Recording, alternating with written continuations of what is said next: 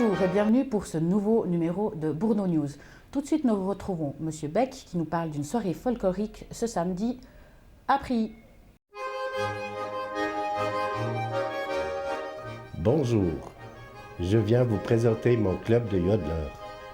Alpen Rosely, en français, la rose des Alpes. Nous avons notre soirée le 22 janvier 2011 à la grande salle de Prilly. Les portes s'ouvrent à 19h et le rideau à 20h. Bienvenue aux nouveaux chanteurs. Nous en avons toujours besoin. Les répétitions se passent le lundi soir à 20h15 à la Fondation Louis Boissonnet 1010 à Lausanne. Pour tout renseignement, veuillez téléphoner au 021 648 35 75. La présidente, c'est Madame Vreni Bichli. Merci.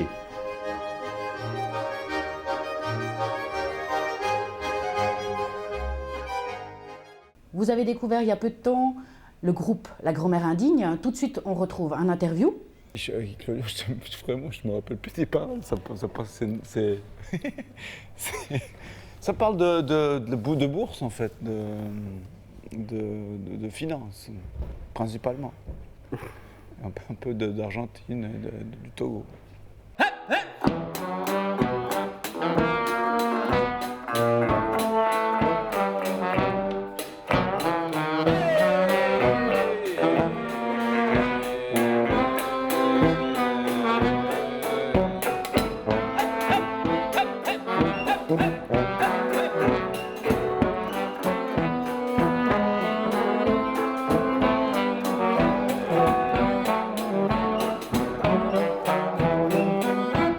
Si ce soir on allait tous les deux se promener en train, la rue du lac c'est du fou, c'est siffloter une boule.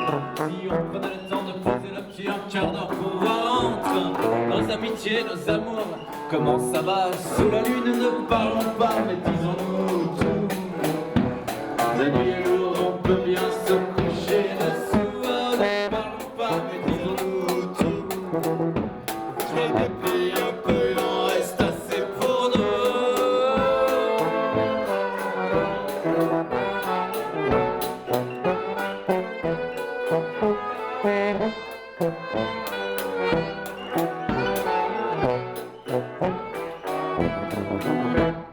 Dis que ces dernières semaines c'est sur les genoux qu'on t'as bien fait marcher dans la rue. On sait tous les deux que la fortune ne peut s'empêcher de nous faire la gueule de temps en temps. Alors, après la fête on balaye les confettis sous la lune. Ne parlons pas mais disons-nous tout.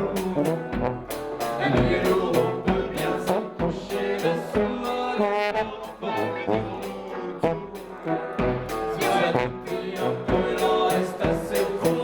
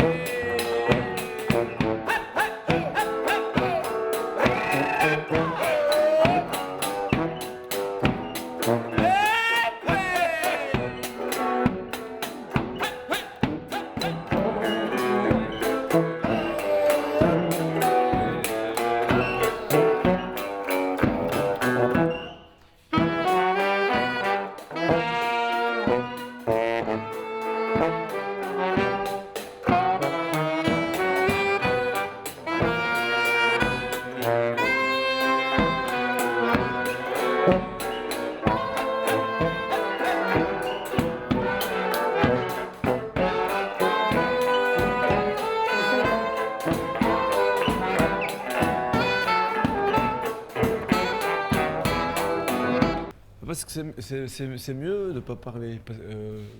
On peut se dire plus de choses. danser, faut parler. Faut danser, ouais. Personnellement, on est tous des grands danseurs, en fait. Enfin, moi, surtout, en fait. Les autres bien aussi, ils dansent bien, mais moi, je danse particulièrement bien. Une autre question? Comme ça. Non, C'est bien. ne parlons pas quoi. Ne parlons pas, ouais, c'est ça. Sous la lune, ne parlons pas, mais disons-nous tout.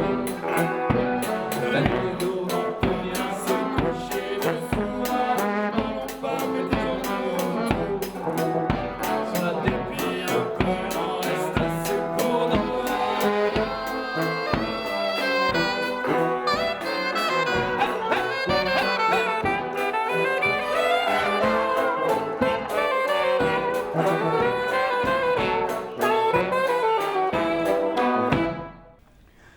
Vincent Perez, ça vous dit quelque chose? Normalement, c'est un comédien, on le voit dans les films. Mais il fait aussi des BD. Retrouvons tout de suite son interview ici à Lausanne. Je ne me souviens plus quelle raison. J'étais avec une folle en fait, elle était folle. Non mais elle était folle alliée. Non mais c'est pas, maman, c'est pas très intéressant ce que tu racontes. Et je me souviens qu'il y a un truc très bizarre qui s'était passé, c'est que je me souviens de rien de ce que j'ai fait. C'est-à-dire que j'ai joué, j'ai l'impression d'avoir dit n'importe quoi, mais j'ai un blanc. Je crois que c'était très bizarre, je m'étais endormi avant de jouer le spectacle, tellement que j'avais le trac, je m'étais endormi, c'est très bizarre. Et puis ensuite, j'ai joué et je me souviens de rien, j'ai l'impression d'avoir fait tout faux. Et puis en fait, à la fin, les gens me regardaient, je sentais qu'il s'était passé un truc, mais je me souvenais de rien. Ils étaient toujours ici. Je me rappelle, l'entrée était bleue. L'entrée était bleue? Non. Elle invente tout le temps. Non, tu inventes jamais. Non, c'est pas vrai, Vincent. C'est Vincent. Ma maman, ça a toujours été mon allié secret. Ça, c'est vrai. Maman, ça a toujours été mon allié secret. Quand j'ai voulu devenir acteur, mon père m'a pratiquement pas parlé pendant 2 ans. Et ma maman, elle, ça la faisait rêver secrètement. Et elle était là. T'as toujours fait qu'à ta tête. Oui, à ma tête, j'étais obligée. Merde alors, moi, qu'est-ce qu'il ferait? Elle a toujours fait, toute sa vie, elle a toujours fait qu'à sa tête. Heureusement, parce que c'est ce qui lui a permis certainement. En fait, je voulais devenir peintre. En fait, j'ai grandi jusqu'à l'âge de 13 ans dans l'idée que j'allais être peintre. Je vais faire autre chose, je vais faire de la photographie. Parce que la photographie, ça va me faire aller vers les autres. C'est une connerie. Parce que la peinture te fait aller vers les autres. J'ai pris conscience qu'il fallait que je voyage, que je sorte, que je quitte ce petit monde pour voir le monde. Et à 18 ans, je suis parti pour Paris. Acheter la forêt. Il faut surtout acheter la forêt. Non, ça marche pas. C'est vous la première? Ça fait longtemps que vous êtes là? Vous habitez où? À Lausanne. À Lausanne. C'est bien Lausanne, hein? Hein? C'est tranquille. C'est la cabane la plus gaie du camp. Voilà. Hein?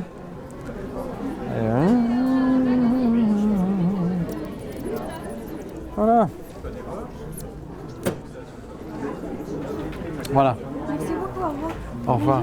Et puis, je croise mes doigts pour ta maman. Tu es bien belle, Zoé. Elle le lira quand elle sera plus grande. On attend, c'est le papa. Moi, je peux le lire. Ouais.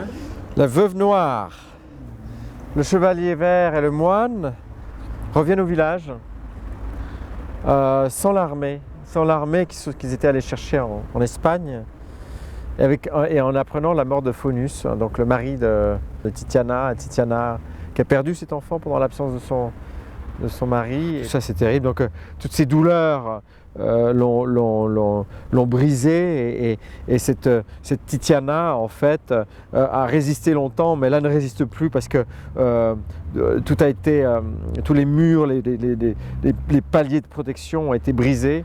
C'est le désespoir qui l'a fait vaciller, c'est le désespoir qui l'a fait prendre du plaisir dans la douleur. Parce qu'à un moment donné, quand on vit dans la douleur, est-ce qu'il y a la possibilité du plaisir dans la douleur? Mais en tout cas, elle agit comme une femme qui a tout perdu. Une femme qui a décidé d'être une impératrice, l'impératrice du désespoir et du mal. Donc effectivement, ils se ressemblent dans la douleur. Lui, il est laid, enfin, c'est un homme brûlé, donc il est défiguré. Et elle est défigurée aussi par la douleur. Donc ils ont, ces deux êtres que tout sépare, ont finalement des points communs et peuvent se comprendre. Donc je trouve ça assez intéressant, effectivement. J'ai toujours eu besoin de diversité, même la France, pour moi c'est trop petit. Je travaille un peu partout dans le monde, mais c'est vrai que c'était pour moi essentiel d'aller en France. D'abord je voulais aller à New York, mais je me suis arrêté en France pour faire une carrière et pour apprendre mon métier d'acteur. Et dans les sorties cette semaine, un téléspectateur nous propose the match de hockey de 4e Ligue. Et c'est ainsi que s'achève ce nouveau Bourdeau News. On vous attend la semaine prochaine. Au revoir.